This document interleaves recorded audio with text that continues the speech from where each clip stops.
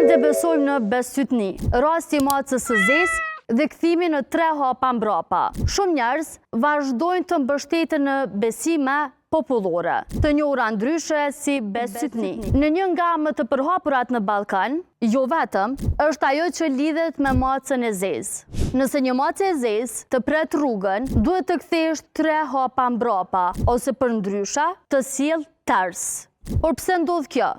Origjina e kësaj besytnie është errët.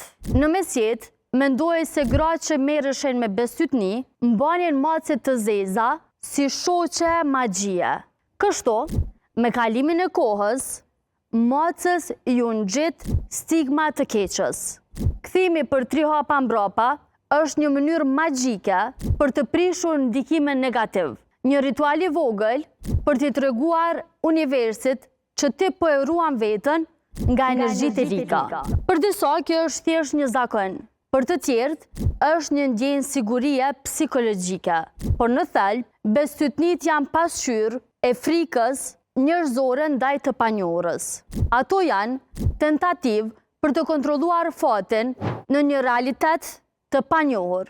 Ndaj edhe pse shoqëria ecën përpara, besytnit qëndrojnë, të paktën si relikte kulturore në ndonjë qoshe të mendjes tonë.